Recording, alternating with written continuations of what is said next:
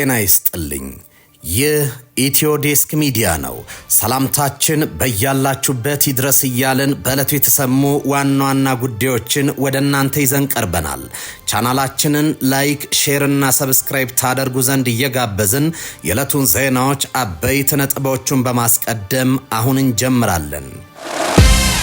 ፕሬዝዳንት ኢሳያስን የሚጠብቅ አዲስ ኃይል ተሰማራ። ይህ ኃይል በትናንትናው ዕለት በአስመራ ቤተ መንግስት ተመርቋል። ኢሳያስ ይፋ ያደረጉት ይህ ኃይል በቁጥር ጥቂት መሆኑን ተከትሎ በኤርትራውያን ዘንድ መሳለቂያ ሆኗል ሲል ቢቢሲ በፊት ገጹ አስነብቧል። ትሰሙታላችሁ። እስራኤል ስለ አሰብ ዝምቷን ሰበረች። የኢትዮጵያ የባህር በር ጥያቄን እደግፋለሁ ስትል ለሻቢያ መርዶ አሰምታለች። በባህር በሩ ጉዳይ ቴል አቪቭ ጥብቅ ውይይት እያደረገች እንደሆነ ታውቋል። ይህ መረጃ ሁቲ የተባለው ጸረ እስራኤል አማጺ ቡድን እየደገፈ ነው በሚል ለሚከሰሰው ሻቢያ ከባድ መርዶ ሆኗል። በዝርዝር እናስቃኛችኋለን። ለዓመታት በር ዘግተው የቆዩት የኦነጉ ሊቀመንበር ዳውድ ኢብሳና የኦፌኮ መሪው ፕሮፌሰር መረራ ጉዲና ወደ ኦሮሚያ ክልላዊ ፕሬዝዳንት አቶ ሽመልስ አብዲሳ ቢሮ ለመግባት በይፋ ጥያቄ ያቀረቡ። ሁለቱ የኦሮሞ ፓርቲ መሪዎች ወደ አቶ ሽመልስ አብዲሳ ቢሮ ለመግባት በይፋ ደብዳቤ ጥያቄ ማቅረባቸው ተረጋግጧል። በዘገባችን አካተነዋል። ዶናልድ ትራምፕ የጋዜጠኛ ጀማል ካሾጊ ግድያን በተመለከተ የሳውዲ አረቢያ ልዑል አልጋ ወራሽ መሐመድ ቢን ሰልማን የሚያውቁት ነገር አልነበረም አሉ። ይህን ተከትሎ የትራምፕ አስተያየት በብዙ እያነጋገረ ይገኛል። ትሰሙታላችሁ። የተከበራችሁና የተወደዳችሁ የቻናላችን ቤተሰቦች እነዚህንና ሌሎች መረጃዎችን አካተን ይዘናል። አብራችሁን ትቆዩ ዘንድ በአክብሮት ጋበዝኩኝ።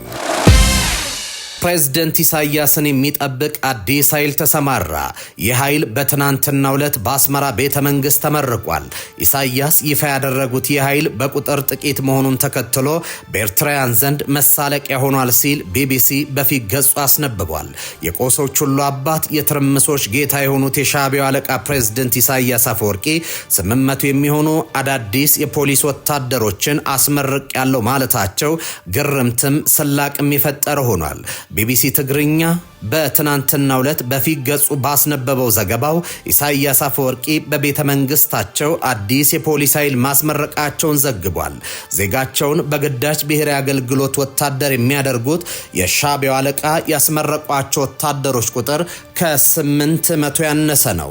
ኢሳያስ አፈወርቂ በተገኙበት አዲሃሎ በተባለው ቤተ መንግስት የተመረቀው ፖሊስ ብዛት 761 ነው ተብሏል። ተመረቁ የተባሉት የብሔራዊ ፖሊስ አገልግሎት አባላት ቃል ስልጠና ወስደው መሆኑን የቢቢሲ ዘገባ አመላክቷል። የቃል ስልጠና የወሰዱ 1000 የማይሞሉ የፖሊስ ምልምል ሰልጣኞች በፕሬዝዳንት ደረጃ በቤተ መንግስት ተመረቁ መባሉ በራሳቸው በኤርትራውያን ዘንድ ጭምር መሳለቂያ ያደርጓቸዋል። በቃል ስልጠና መሰረት የፖሊስ ስልጠና ወስደዋል የተባሉ 700 የፖሊስ አባላት ከተመረቁ በኋላ ወደ ተግባር ስልጠና ይገባሉም ተብሏል። በአዲሃሎ የኢሳያስ መኖሪያ ቤተ መንግስት የተመረቁት የቃል ስልጠና ያጠናቀቁ የፖሊስ አባላት ወደ ተግባራዊ ስልጠና እንደሚሸጋገሩ የኤርትራ ፖሊስ አዛዥ ኮሎኔል መሐሪ ጸጋይ ተናግረዋል። ፕሬዝዳንት ኢሳያስ አፈወርቂ ትናንት በተካሄደ የምረቃ ስነ ስርዓት ላይ መገኘታቸውን ቢቢሲ በዘገባው ላይ በስላቅ ገልጾታል። ቢቢሲ ትግርኛ በዘገባው የፕሬዝዳንቱ እንዲህ አይነት የፖሊስ ምረቃ ላይ መገኘታቸው ብርቅ ነው በማለት ድርጊቱን በስላቅ ነው የገለጸው። ለፖሊስ አባላት የተሰጠው የቃል ስልጠና የኢንተርኔትና የሳይበር ደህንነትን ያካተተ ነበር ተብሏል። ለዜጎቿ የኢንተርኔት አገልግሎት በማታቀርበው ኤርትራ ለፖሊስ አባላት ስለ ኢንተርኔት ክህሎት ስልጠና ተሰጥቷል መባሉ በራስ ላይ እንደ መሳለቅ ነው የተወሰደው። ኢሳያስ አፈወርቂ የቀድሞ ቀዳማዊ ኃይለ ሥላሴ ዩኒቨርሲቲ ማለትም ከአዲስ አበባ ዩኒቨርሲቲ ሸፍተው በህወሓትና በውጭ ኃይሎች ድጋፍ ኤርትራን ከኢትዮጵያ ከገነጠሉ በኋላ የግል ንብረታቸው አድርገዋታል እየተባለ በብዙ ይተቻሉ። ኤርትራ ነፃነቷን ካወጀችበት ጊዜ ጀምሮ በታሪኳ ከኢሳያስ ውጪ ማንም የማያዛት ለዜጎቿ ሲኦል የሆነች ጎስቋላ ሀገሩን አቀርታለች።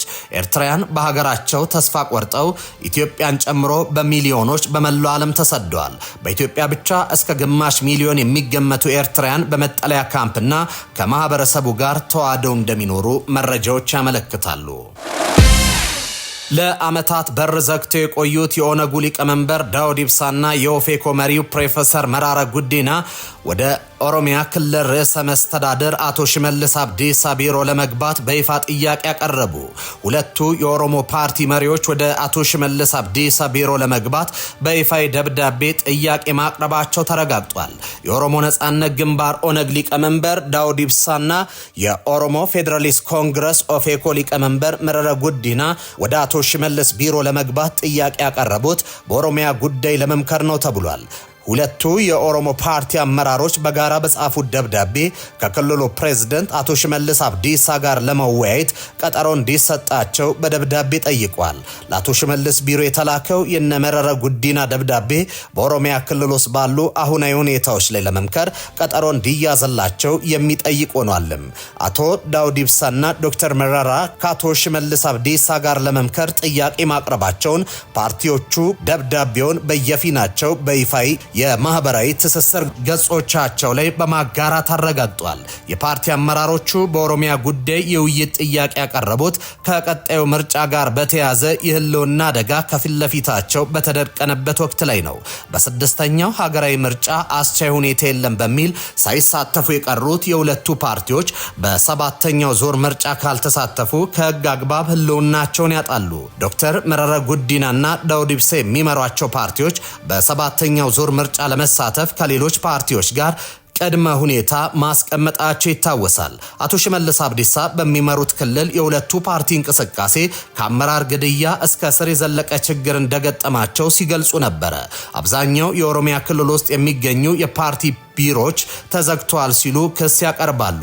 በክልሉ መንቀሳቀስ ስብሰባ ማድረግ አልቻልንም ሲሉ መክሰሳቸውም የሚታወስ ነው። የፓርቲዎቹ ሊቀመንበር ጥያቄዎቻቸው ተቀባይነት አግኝቶ ከአቶ ሽመልስ ጋር ከተገናኙ ህልውናቸውን ለማስቀጠል በምርጫው መሳተፍ የሚችሉበት ሁኔታ ላይ እንደሚመክሩም ይጠበቃል።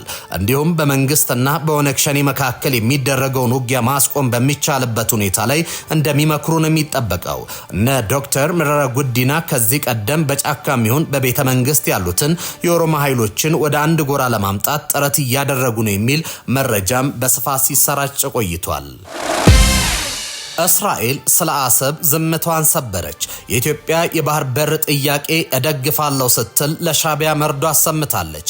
በባህር በሩ ጉዳይ ቴል አቪቭ ጥብቅ ውይይት እያደረገች እንደሆነም ታውቋል። የመረጃ ሁቲ የተባለው ጸረ እስራኤል አማጺ ቡድን እየደገፈ ነው በሚል ለሚከሰሰው ሻቢያ ከባድ መርዶ ሆኗል። በደህንነት መረቧ ዓለምን የምታርበደብደው እስራኤል በቀይ ባህር ላይ የበረታባትን ትንቅንቅ ለመገዳደር ኢትዮጵያ የባህር በር ጥያቄን ልትደግፍ እንደምትችል በጭምጭምታ ሲነገር የነበረው ሆኗል። በቀይ ባህር ላይ አሸባሪ ኃይሎችን በመዋጋት ላይ የምትገኘው እስራኤል የኢትዮጵያ የባህር በር ጥያቄ ደግፋ መቋሟ በመንግስት ደረጃ ይፋ ተደርጓል። እስራኤል የኢትዮጵያ የባህር በር ጥያቄ እንደምትደግፍ በእስራኤል የኢትዮጵያ ኤምባሲ አስታውቋል።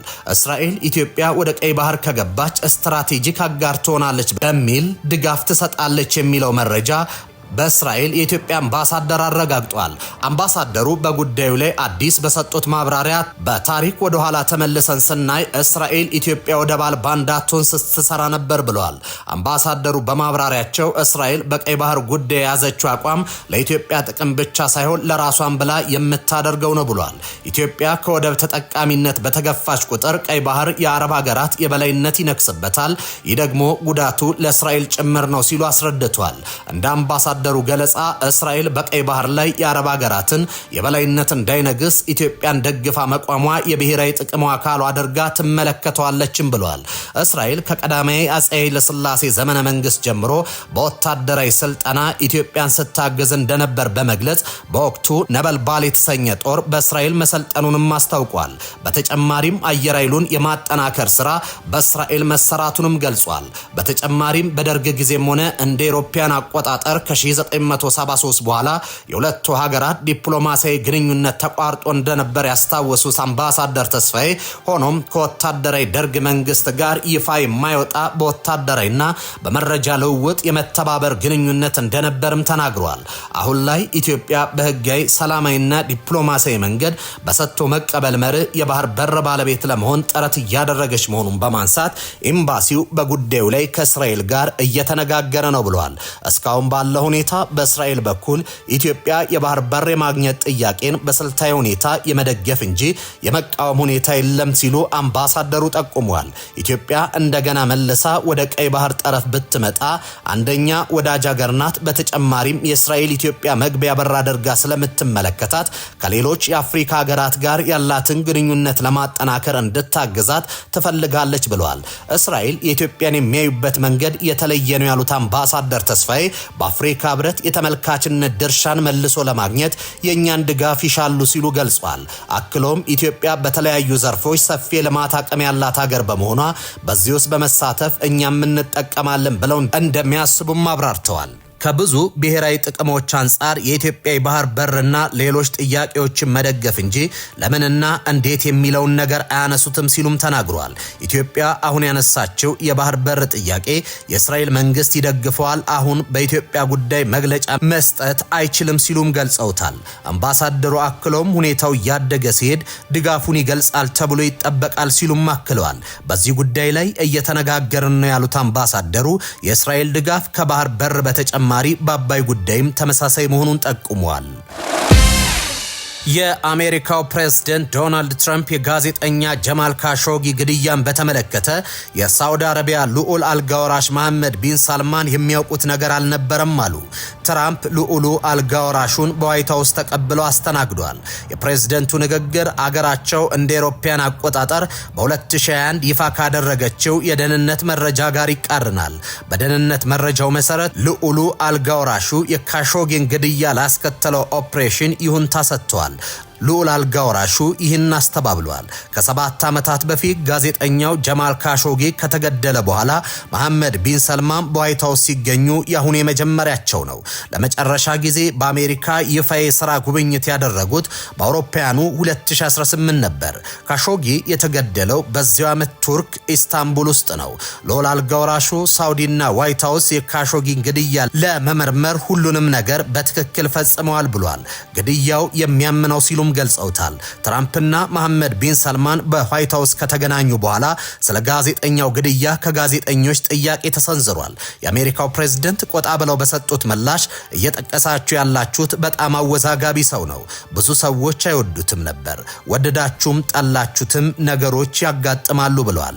አክለውም ልዑል አልጋወራሹ ምንም የሚያውቀው ነገር አልነበረም፣ እንግዶቻችንን ማሳፈር የለባችሁም ሲሉ ተናግረዋል። ከትራምፕ ቀጥለው የተናገሩት ልዑል አልጋወራሹ የሚያምና ትልቅ ስህተት ነው ያሉትን የጋዜጠኛውን ግድያ ተከትሎ የተካሄደው ምርመራ ሁሉም ነገር በትክክል የተከናወነ ነው ሲሉ ገልጸውታል። የቀድሞ የአሜሪካ ፕሬዝዳንት ጆ ባይደን መሐመድ ቢን ሰልማን ባያስተናግዱም በሳውዲ በተፈጸመ የሰብአዊ መብት ጥሰቶች ምክንያት አገሪቱ የተገለለች ለማድረግ መዛታቸው ይታወሳል። ባይደን በ2022 ወደ ሳውዲ አቅንተው በተለያዩ ጉዳዮች ላይ ስምምነት ላይ ደርሷል። የካሾጊ ግድያን ማንሳታቸውንም አስታውሷል። ባይደን ስልጣን ላይ ሳሉ የተለቀቀው ሪፖርት እንደሚጠቁመው አልጋወራሹ ካሾጊ ኢስታንቡል ውስጥ እንዲያዝ ወይም እንዲገደል ለወጣው እቅድ ፍቃድ ሰጥቷል። ትራምፕ ከዚህ ቀደም ፕሬዝዳንት ሳሉ ሪፖርቱን ይፋ እንዳይደረግ ቢወስኑም ባይደን መረጃው እንዲወጣ አድርጓል። ጋዜጠኛው የተገደለ ሰሞን የሳውዲ አረቢያ ባለስልጣናት ማዕቀብ ቢጥሉም መሐመድ ቢን ሰልማን በቀጥታ አይመለከትም። በወቅቱ ሳውዲ የአሜሪካ የደህንነት ሪፖርት ተቀባይነት የሌለው ስትል አጣጥለዋለች። ትናንት ልዑል አልጋወራሹ ዋይት ሃውስ ሳሉ የካሾጊ ባለቤት ሃና ኤልታር ካሾጊ ይቅርታ እንዲጠይቁ አሳስባለችም። የተወደዳችሁና የተከበራችሁ ተመልካቾቻችን ለዛሬ ያዝናቸው ዜናዎች እኚህ ነበሩ። በያላችሁበት ሰናይ ጊዜ ይሁንላችሁ።